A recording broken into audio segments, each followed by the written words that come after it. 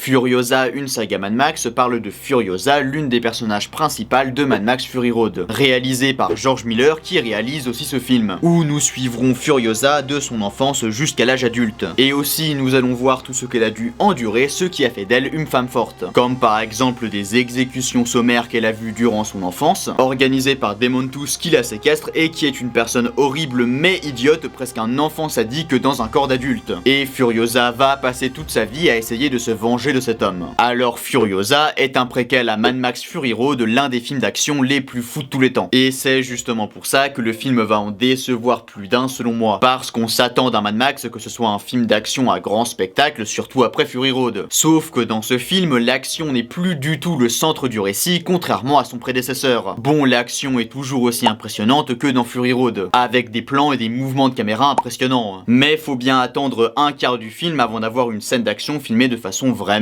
impressionnante, parce que c'est pas sa priorité. Et c'est d'ailleurs montré avec un plan où une scène d'action qui aurait pu donner quelque chose d'impressionnant est filmée de loin. Donc le film avec ce plan dit que si tu voulais un film d'action comme dans Fury Road, ben tu t'es trompé de film. Mais du coup, s'il y a moins d'action, il y a quoi à la place? Bon, on pourrait se dire que George Miller remplace l'action par des thématiques intéressantes. Alors il y en a comme la thématique sur les inégalités sociales avec la citadelle de Immortal Joe où il y a les puissants qui ont tout et les pauvres qui vivent dans la misère. Ou encore les dogmes avec les warboys qui peuvent se kamikaze pour Immortal Joe qui leur promet le Valhalla s'ils le font. Et ça parle aussi du conditionnement de la femme avec les femmes de Immortal Joe qui ne servent qu'à enfanter. Mais c'est des thématiques qui étaient déjà dans Fury Road et qui sont abordées de la même manière dans Furiosa. Et en plus, c'est pas non plus le centre du film. En réalité, on en parle très peu de tout ça et si j'avais pas vu Fury Road, j'y aurais même pas fait gaffe. Mais du coup, c'est quoi le centre de ce film? Eh bien, c'est Furiosa. No shit. Et sa quête de vengeance, car la thématique principale du film, c'est la vengeance. Mais c'est du vu et revu avec le message sur la vengeance qui au final ne sert à rien et ne te ramènera pas ce que tu as perdu. Mais je pense que le film s'inspire du monomythe de Joseph Campbell dont j'avais déjà parlé dans le ciné-truc sur Star Wars. Alors en gros, Campbell dit que chaque mythe ont des schémas narratifs très similaires depuis la nuit des temps. Et Furiosa reprend plusieurs aspects de ces schémas narratifs, vu que c'est une fille qui meurt intérieurement puis renaît pour se transformer et se venger de son ennemi. Mais il y a aussi le mentor et les défis. Et c'est pour ça que ça nous donne une histoire qui fait déjà vu. Mais le déjà vu, c'est pas non plus un mal tant que l'histoire est bien racontée. Et reprendre des aspects du monomythe, ça donne un côté